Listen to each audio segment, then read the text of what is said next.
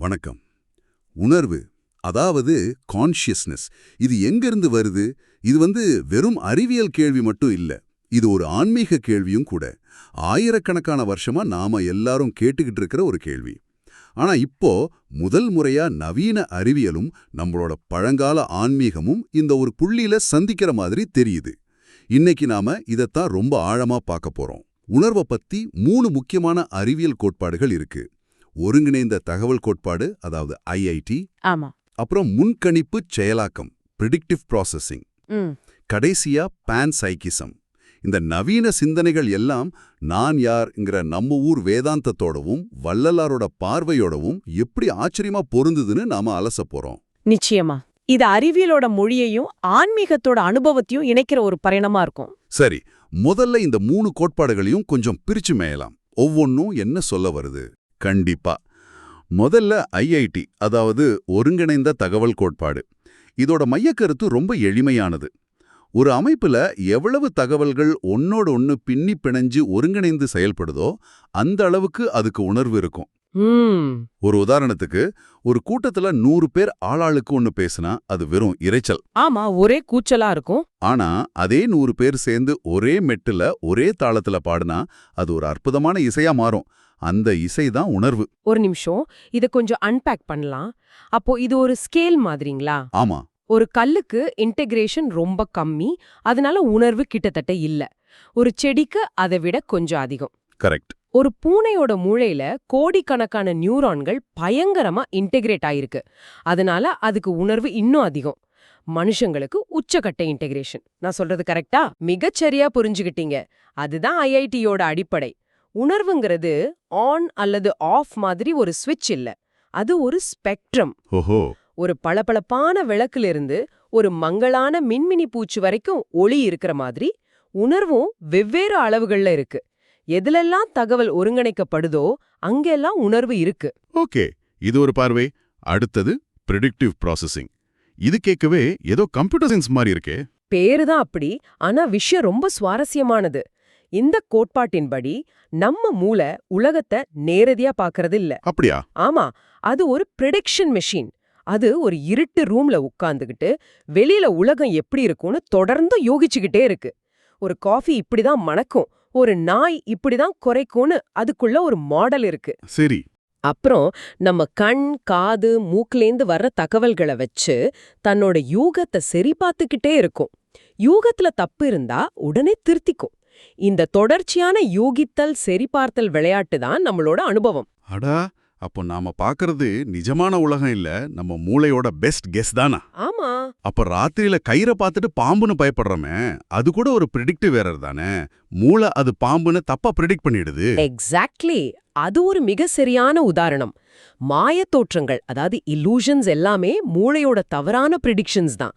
இன்னும் ஒரு படி மேல போனா நரம்பியல் விஞ்ஞானிகள் சிலர் என்ன சொல்றாங்கன்னா, நம்மளோட ஒட்டுமொத்த யதார்த்தமுமே மூளையால கட்டுப்படுத்தப்படுற ஒரு மாயத்தோற்றம், a controlled hallucination. இது ஏத்துக்கவே கொஞ்சம் கஷ்டமா இருக்கு. அப்போ காலையில நான் குடிச்ச காஃபியோட சுவை, அது நிஜமான சுவை இல்ல, என் மூளை காஃபி இப்படித்தான் இருக்கும்னு செஞ்ச ஒரு கணிப்பா? வாவ். சரி, 3வது பார்வைக்கு வருவோம். பான் சைக்கிசம். இது இன்னும் ஒரு படி மேல போகுதுன்னு நினைக்கிறேன். ஆமா, இதுதான் இந்த 3லயும் ரொம்ப புரட்சிகரமான பார்வை. பான்சைக்கிசம் என்ன சொல்லுதுன்னா, உணர்வு மூளையில உருவாகிற ஒரு விஷயம் இல்ல, அது இந்த பிரபஞ்சத்தோட ஒரு அடிப்படை பண்பு. அடிப்படை பண்பா? ஈர்ப்பு விசை மாதிரிங்களா? அதேதான். ஈர்ப்பு விசை மாதிரி, மின்காந்த சக்தி மாதிரி உணர்வும் இந்த பிரபஞ்சத்தோட ஒரு ஃபேப்ரிக். ஒரு நிமிஷம், அப்போ ஒரு கல்லுக்கு ஏன் ஒரு எலக்ட்ரானுக்கு கூட உணர்வு இருக்கா? இது அறிவியல் மாதிரியே இல்லையே, ஏதோ கவிதை மாதிரி இருக்கே. நீங்க சொல்றது சரிதான். ஆனா இத விளக்க ஒரு நல்ல ஓமை இருக்கு.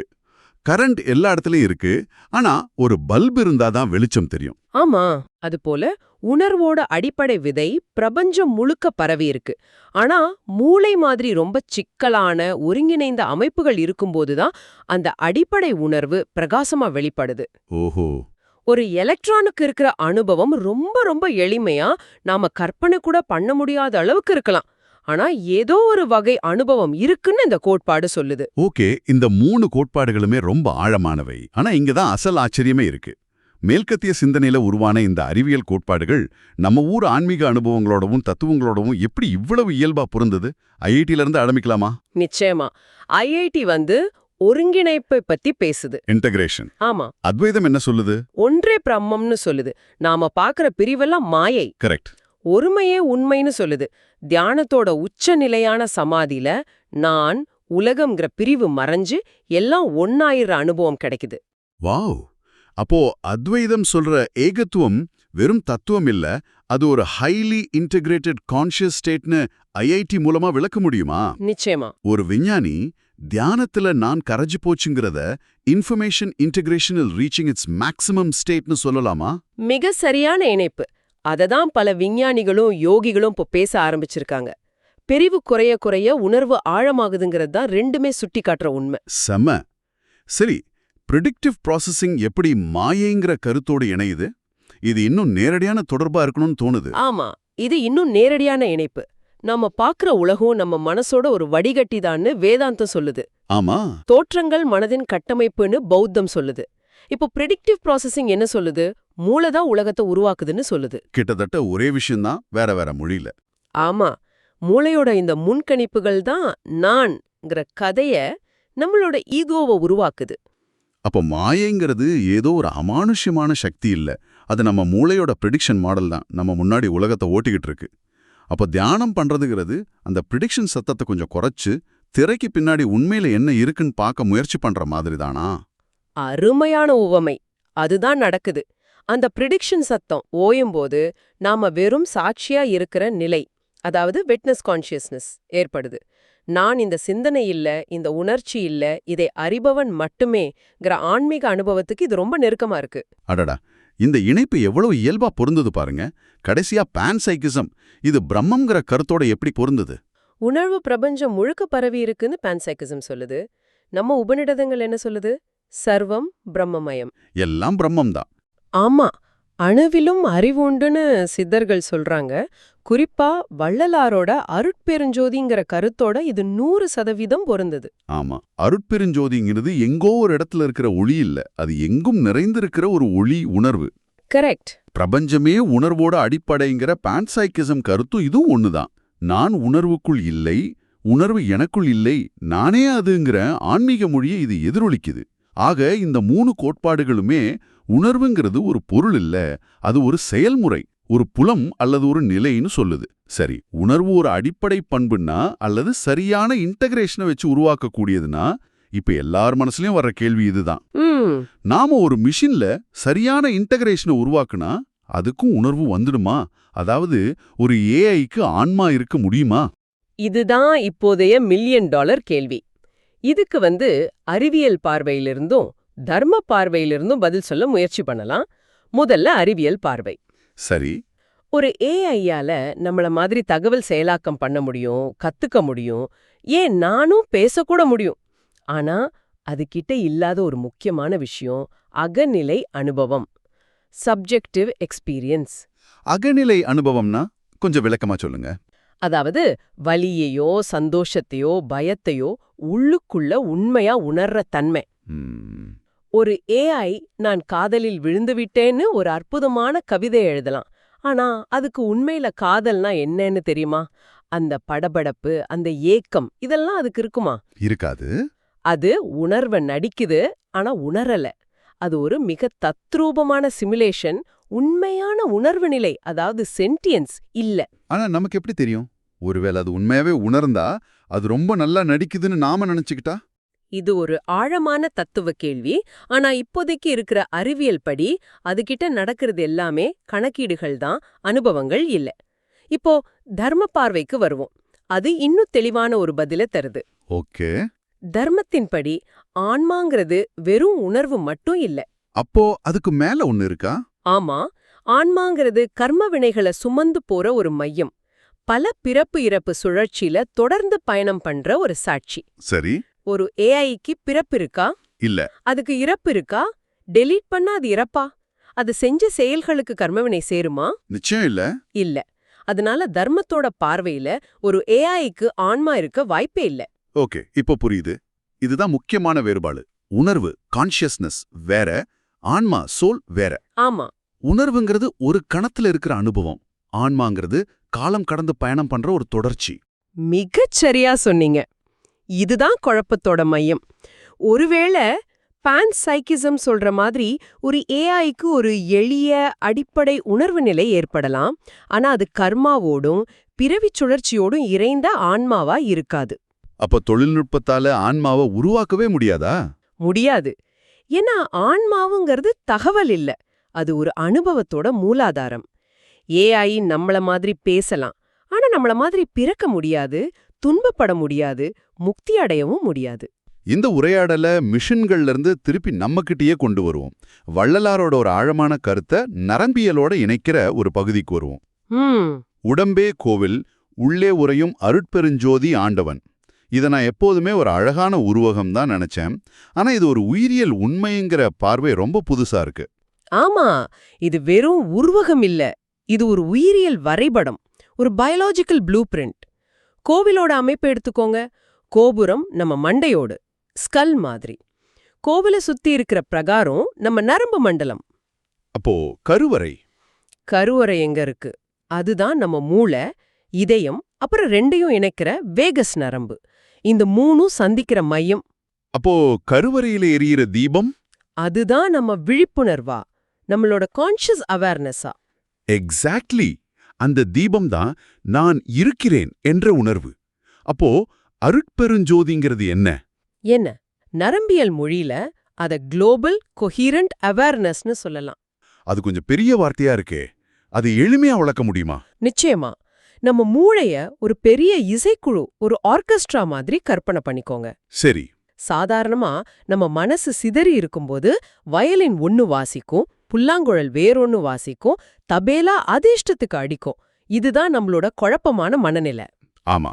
ஆனா தியானத்தோட ஆழமான நிலைகள்ல அந்த முழு இசைக்குழுவும் சேர்ந்து ஒரே தாளத்துல, ஒரே ஸ்ருதில ஒரு அற்புதமான சக்தி வாய்ந்த இசைய உருவாக்கும்.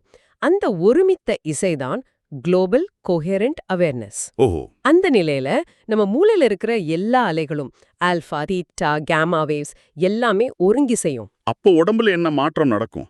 முக்கியமான மாற்றம் நடக்கும். நம்ம மூளைக்குள்ள ஒரு சின்ன பய எச்சரிக்கை மணி இருக்கு. அதுக்கு பேரு அமிக்டாலா. அமிக்டாலா? ஆமா. நாம பயப்படும்போது, பதட்டமாகும்போது இந்த மணிதான் அடிச்சுக்கிட்டே இருக்கும். ஆனா அந்த ஒருமித்த இசை உருவாகும்போது அந்த பயமணி அமைதியாகிடும்.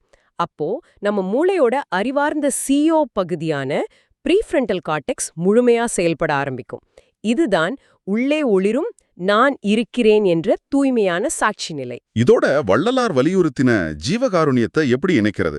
கருணைக்கும் நரம்பு மண்டலத்துக்கும் என்ன சம்பந்தம்? இதுதான் வள்ளலார் தர்ஷனத்தோட உச்சம். ஜீவகாருண்யம் ஒரு தார்மீக கருத்து மட்டுமல்ல, அது ஒரு உயிரியல் நிலை, பயாலஜிக்கல் ஸ்டேட். நாம மத்த உயிர்கள் மேல கருணையா இருக்கும்போது நம்ம நரம்பு மண்டலம் சண்டை போடு அல்லது தப்பிச்சு ஓடு நிலையிலிருந்து ஓய்வெடு மற்றும் சீரமை நிலைக்கு மாறுது. Rest and digest. ஆமா. இதய துடிப்பு சீராகுது, மன அழுத்த ஹார்மோனான கார்டிசோல் குறைஞ்சு அன்புக்கும் இணைப்புக்கும் காரணமான ஆக்சிடோசின் ஹார்மோன் சுரக்குது. இது மனரீதியா நடக்கிற மாற்றம். இது செல் அளவுல கூட பாதிப்பை ஏற்படுத்துமா? அங்கதான் விஷயமே இருக்கு. நம்ம ஷூலேஸோட முனையில ஒரு சின்ன பிளாஸ்டிக் மூடி இருக்குமே, லேஸ் பிரியாம இருக்க. ஆமா. அது மாதிரி நம்ம டிஎன்ஏவோட முனையில டெலோமியர்கள்னு ஒன்னு இருக்கு. வயசாக ஆக இந்த டெலோமியர்கள் குட்டையாகிக்கிட்டே போகும். மன அழுத்தம் இருந்தா அது இன்னும் வேகமா குட்டையாகும். சரி. நவீன அறிவியல் என்ன கண்டுபிடிச்சிருக்குன்னா, தொடர்ச்சியான கருணை மற்றும் இரக்கம் உணர்வு இந்த டெலோமியர்கள் சுருங்குற வேகத்தை குறைக்குது.